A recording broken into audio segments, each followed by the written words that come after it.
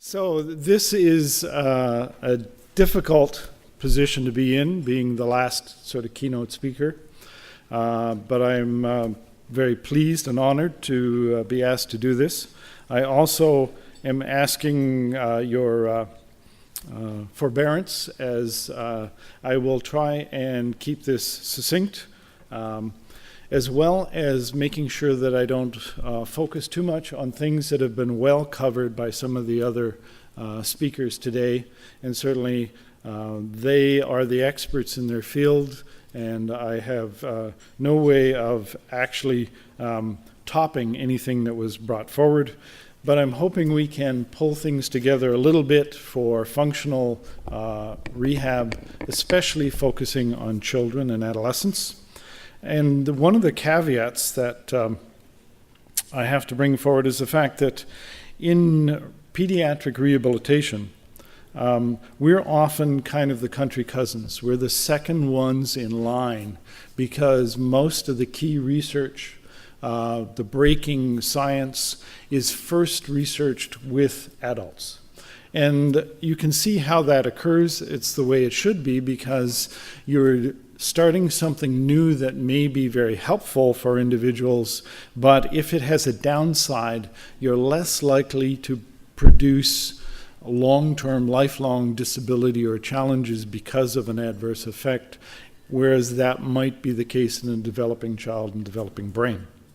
So sometimes what we get to work on is something that's already been done in our adult fields. But we also see some of the very positive crossovers from many of our colleagues who are in the developmental fields, working with autism, as you heard before, and some of the social skills, and so on.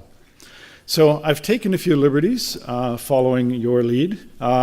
When we were asked to talk about technology and neurotechnologies, my definition of neurotechnologies isn't quite as high-tech as you might first think, because everything we're doing to try and stimulate the brain is a process that has that neurotechnology standpoint. And we know that rehabilitation is a process of stabilization, education, compensation, remediation, and providing prosthesis when appropriate and necessary. So at the very beginning in rehab, some of the technologies that we were using were very simple and straightforward ones, things like splints to support the bone after it's broken so it can heal properly and put it in the right alignment. As my practice first started as a young student, there was this huge change in orthopedic medicine and pediatrics where passive range of motion exercises were the newest thing to help heal a joint. And that Dr. Salter and his research proved that keeping a joint moving was actually better for the healing of the cartilage than having it sit still. The first machines that his team produced were these huge mechano kind of monsters with grinding motors that often scared the nurses, but it has been perfected and developed so that it's a commonplace thing that you'll see on the units in orthopedic beds across the country and the world. We know about orthotics and splints, and you can use high-tech splints and you can use low-tech ones, and I have a very good colleague who I love to follow. He's a rare academic clinician and a real gentleman, and he practices in Edmonton. And he was saying one of the things they fell upon was splinting the feet in place in the ICU as quickly as possible so that you didn't get foot drop and contractures. And they were always having trouble making the splints quick enough, and they hit upon the fact that there's a lot of skiing going on out in the West Coast, so there's a lot of these old boots that people have, and they got them donated, and so they would just fit ski boots, which naturally put the foot into that 90-degree posture. When they got agitated, it's a bad thing for the nurses, so you had to make sure that the timing was perfect. Certainly we've heard about the external muscle stimulation, and it's gone from the wet bench years ago to Dr. Ho's kind of work these days for both toning muscles, pain control, and some of it's more effective than others, and there's a lot of research going into that. And of course, there are the technologies that we use for wound healing, as simple as portable vacuum systems to stimulation systems. Rehab itself, there's the history of prostheses, splints, stimulators, the pain control with TENS. But the other area of expertise that is not as well known is the prostheses for cognition and memory. And we are going to be focusing a little bit more today on the memory aids, just to give you a flavor of that. The history in brain injury rehab for memory aids is a long one. Certainly, brain injury rehab officially started probably in the 70s when we were starting to actually see the survival rates after trauma increasing because of better trauma medicine. So we had to help people who were dealing with long-term effects. And we noticed that individuals had problems with attention, concentration, processing, memory, and so on. And there were only so many things that we had to offer. Certainly alarm systems have been around forever. Memory prostheses in the form of journals have been available. And I can remember early years on the ward trying to encourage teenagers to carry journals and binders. And we actually made it mandatory for every therapist to carry the same binder so that we showed the kids that this is what we did, so this is something you should do. As you can well guess, probably not a good idea because a teenager doesn't want to follow what us old fogies do.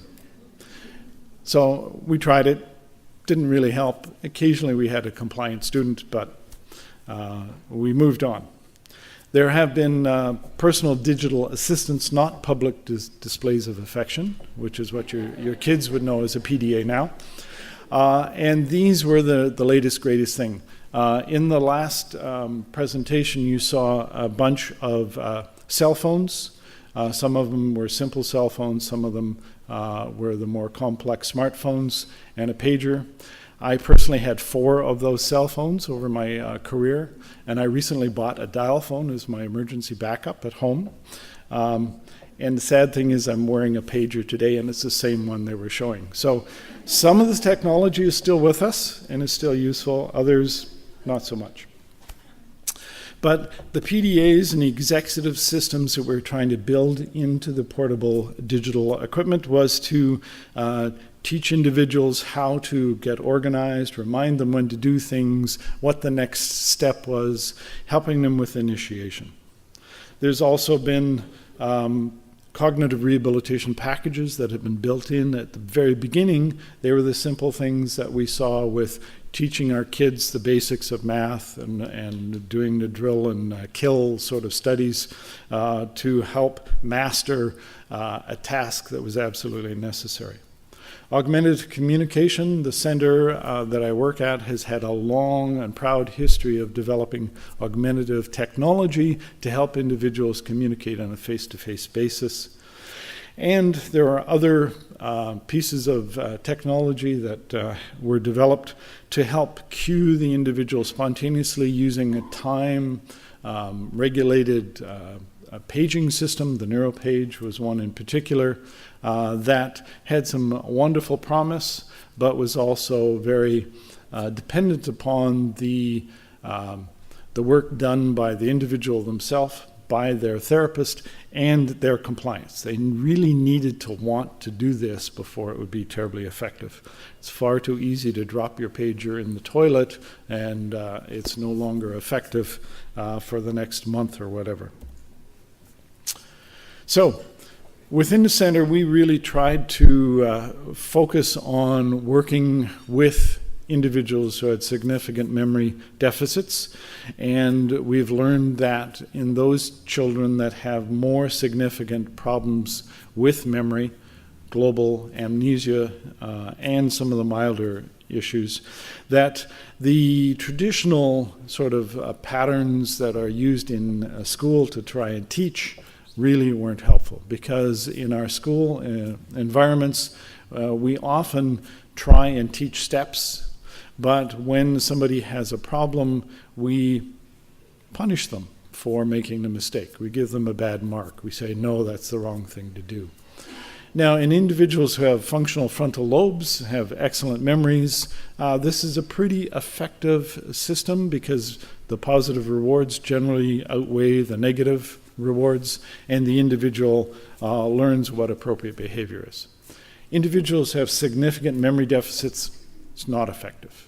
What they often get stuck on is the error, and they learn the error, and the negative reinforcer just makes it a stronger error in their mind. So it was discovered by our psychology colleagues that errorless learning was probably the most effective way to address this, and it was a process of teaching a skill set by structuring the environment so the person could not make a mistake, and then once they had mastered it with all that structure, reducing that structure gradually or vanishing cues. And you can do some research on this and look more fully.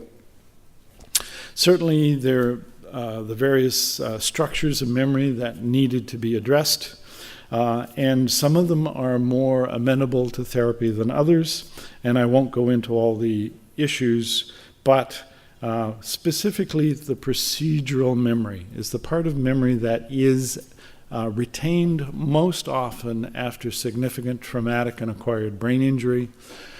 As we all know, the old adage, once you learn to ride a bike, you never forget. It's that procedural memory that you're tapping into when you are doing that kind of activity. And we know that after severe anoxic brain damage and severe traumatic brain injury, where there has been this kind of amnesia, teaching the procedure is something that often can be learned and retained, whereas the episodic and semantic recall of information is much, much more challenging for those individuals. So there are a number of different models of memory, and I won't go through all of these. I certainly don't understand all the nuances of this, but what we're trying to do is teach individuals ways to more effectively retain the information that they needed to function in the day-to-day activities. As well, we were trying to do this within the context of acquired brain injury, where we know that it's not just the memory that's impaired, it's the executive function. There may be problems with visual perceptual processing. There may be troubles with language. There may be significant fine motor and coordination issues that make it difficult for the individual to access the technology. So all of these things fall into the choosing of the technology and designing it. So again, we've talked about all these different steps, and each one can be applied with different pieces of equipment. So looking at the history of prosthetic memory aids, we have memory augmentation, such as the old-fashioned written notes. I was furiously writing notes, trying to get all the details of the new information that was being presented today on neuroradiology, on transcranial magnetic stimulation, as well as the digital stimulation. And it's a process that's kinesthetic, and it's a process that I can go back to and hopefully errorlessly return the information as long as I can read my writing. I've found some technology that helps me even though I do have chicken scratch. Calendars are excellent as long as you have one calendar that everybody can access and view and keep up to date. But when you have your work calendar, your home calendar, the calendar on the wall versus the calendar on your BlackBerry, you start running into problems. So you have to structure it appropriately. And of course, the personal digital assistant was very helpful. And for those of us that are wealthy, personal assistants can often be that frontal lobe and support as well. In the history of education and rehab, we often would talk about digital and audio recording for the student. And I can remember often talking to individuals about getting a personal tape recorder, putting them in the lecture hall and recording the material. Excellent way to record the pronouncements of the teacher. Didn't do anything for the slides. The other thing is that you had to listen to the tape for its entire duration, even if you only really wanted to focus on the material that's halfway through. So we got better with the technology, we sped things up, we were able to access things at higher speed, and we were able to start the digital recording so that at least the file was accessible a little bit more. But you had to record the time if you were going to guesstimate where the piece of information was. There are also the portable alarm systems that we talked about. Well, each one was helpful, but again, not very good for the individual with a severe memory deficit. So it was the memory clinic at Baycrest that really led us at the center into how to address this. And they first developed this technology to help individuals with Alzheimer's and memory deficits, and they were the ones that hit upon the combination of errorless learning. Now, they first started with a digital watch on a stick and multiple alarms, so it was a very basic system, and they progressed through the various pieces of technology, and we can walk through the history at another time. They finally hit upon the smartphone, and they started with the Palm Trio and then switched to the Apple iPhone, and I believe that's what they've stuck with ever since. It had a number of advantages: its portability, its flexibility, its GUI or a graphical user interface, and the type of system applications that were built in, so you didn't have to buy something new and different and program it independently. They also noted that there was an ease of backup. You could synchronize it with your laptop initially or your desktop computer, and nowadays with iCloud, you can synchronize it through the cloud. Now, those individuals that had their pictures rated from the iCloud, apparently it was because somehow somebody got their passwords, or at least that's what Apple's telling us. So there is always that issue of security, and you want to make sure that the backup is safe and durable. So 2 copies is the best way to do it. The challenges the actual technology is not perfect, and is not perfect for everybody. There only is one alarm for many of the cues that come up on the machine itself, and it's easy to ignore that one alarm. There isn't that immediate haptic response, so that individuals who need that feel of the click of the button to really help reinforce what they're typing, you need a keyboard of some sort. And of course, the BlackBerry has that built in. Now there's also a fairly small screen so that individuals with fine motor problems have difficulty, and if they have trouble with coordination, they have access issues. But there are these wonderful applications, and there are copies in the Android system, there are copies in the BlackBerry system, even the Windows system, that make it easy to interface. We started to utilize the iPod Touch as an alternative for this memory training, because it provided all the system interfaces and the Wi-Fi kind of feedback, but didn't have the risk of needing the interface and the 3G, 2G, 3G, and now 4G support for telephone calls and the risk of data costs going through the roof. The tablets that have come out have given a bigger interface, an easier one to read, one that gives individuals better access to the various components. And so now we're often selecting the technology to meet their needs depending on size and flexibility. There are other memory assistants. There are, of course, the digital cameras that have become the commonplace for students and individuals going to conferences when they don't get the slides, that they're often photographing them. Or I see individuals with their cell phones and iPads photographing things on a continuous basis. I still can't figure out why you take an iPad to a concert, but it's a commonplace thing. I've talked about the NeuroPage queuing system, but it's all to try and target the neuron. We're trying to get the neuron to rebuild, reboot, and strengthen when it's available for that. The neuron that is dead, of course, we don't have a technology or a system within healthcare to provide a replacement as of yet. We're hoping that either through genetics, through stem cells, something will be found that will be safe and secure and effective to replace the lost tissue. So we're trying to focus on compensating for lost function.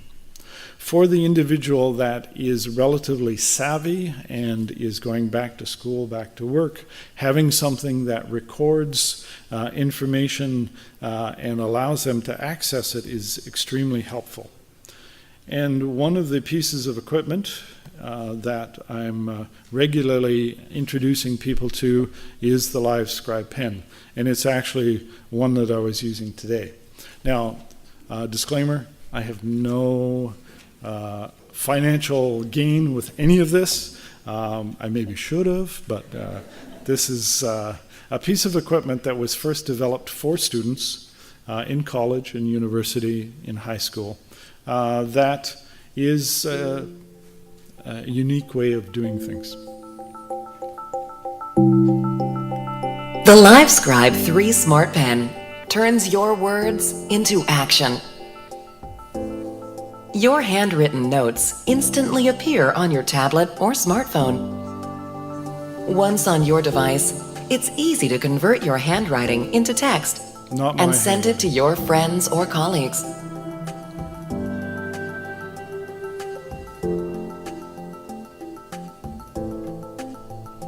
Your tablet or smartphone can record audio as you write to capture the things you don't. Hi, this is Mr. Green. I'm calling to confirm my reservation on April 18th. Certainly, I have you down for 2 people at 7:30 p.m. And your address is 252 California Street in San Francisco, correct? Yes, that is correct. Excellent. We're looking forward to it. Goodbye. Goodbye. So that gives you the overview. The advantage is that you can access this information in the middle of a note very quickly. You have the audio feedback, and so you have the simultaneous record of the information quite effectively. It's portable, it's relatively innocuous, it doesn't look like you're carrying a big book around because it looks like a standard notebook, and so it seems to be more acceptable to a number of the teens. There are the online iCloud or cloud-based kind of services, Evernote, Dropbox, Box, that can upload information for you, Google Drive. Each one are trying to jockey for your information and are trying to provide the greatest services. The question, of course, is how do we do this and teach individuals to access it safely and effectively and make sure that their data is quite safe. There are services apparently developing where there are text messages, similar to the old NeuroPage, where individuals will be able to have text sent to them on their cell phone at the appropriate time to cue them to do the appropriate thing. And you may be able to set up a network to contact to send out the reminders, and it's currently available through BlackBerry users.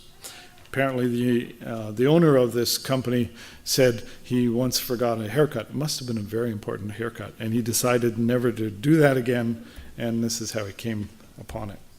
So, choosing the device, it's a key challenge. You have to consider complexity, the cost of the service, if there's a back-end supply cost for an IP provider or data provider, the size, the availability of the service, such as 3G or 4G now, the durability. My son is the expert at killing machines, and so we always make sure he's got the OtterBox, and trying to access the data wherever you need it to be. We're trying to stimulate recovery, and you've heard a lot today about the cognitive packages. Cogmed is probably one of the few that is online that is showing some neuroscience data behind it. It was a group of neuropsychologists and neuroscientists who developed the software specifically to target working memory, and it's showing some real durability with this. We don't have that same science yet with things like Lumosity and some of the other brain fit packages. We're hoping that will come. We know that there are the various other types of therapies, the constraint-induced movement therapy that is showing to be effective in children and adults with CP and post-stroke.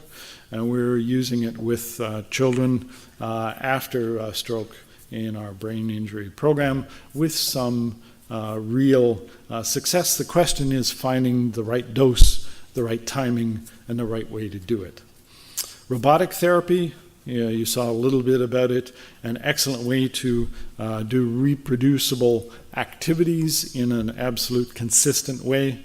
The question is, how do you match this with the appropriate prescription of therapy from the therapist? Because the machine can't decide when to go the next step. The machine can't prescribe the appropriate therapy per se. So we also are looking at the newest types of prostheses and compensation for loss of function. At the center, we are working on robotic therapy to try and do gait retraining in both spinal cord injury and cerebral palsy.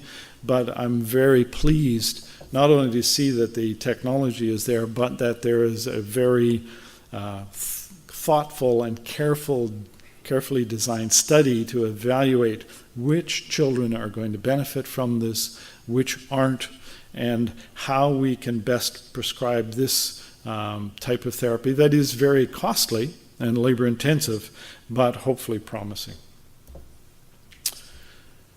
There are other technologies that are coming, like this lovely piece of equipment that has been developed by a series of individuals back in California using the same technology that's in your camera to stabilize an image. They have developed something that will stabilize a spoon for an individual with a tremor.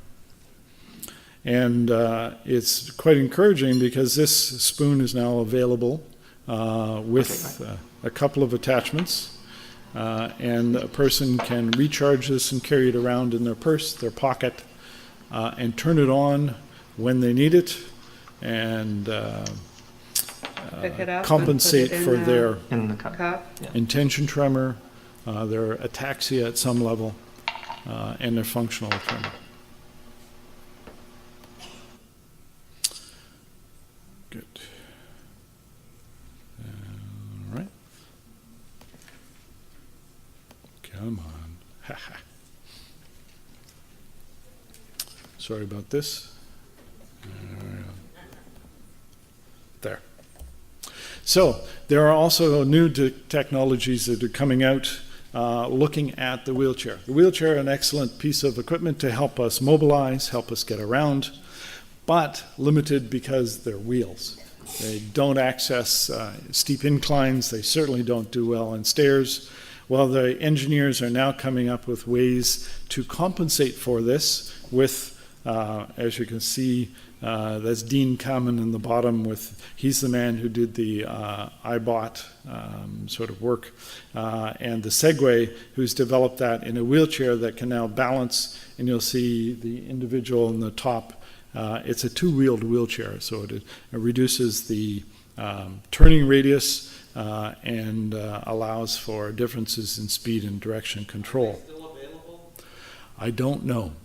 I know they're not available in Ontario, but I know that the same technology that is being utilized for stabilization is starting to show itself in other pieces of equipment. The next piece is this robotic chair that has been developed in Europe, where the individual is able to actually get into the chair in a very different way, and it provides mobility for them, both sitting and standing in one piece of equipment. And so it's nice to see that we've been able to, come up with newer options.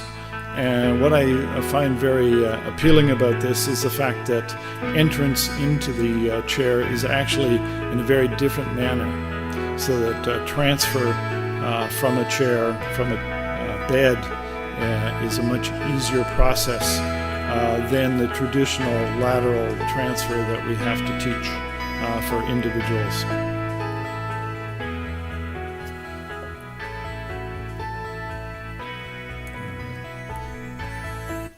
So I will stop that there and show it to you later if you're so interested.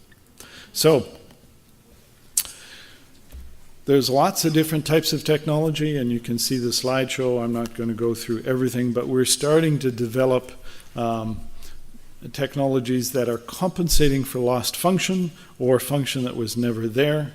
You've already seen some of the virtual reality training modules, the Oculus Rift that's becoming available, and I'm sure will be adapted for individuals.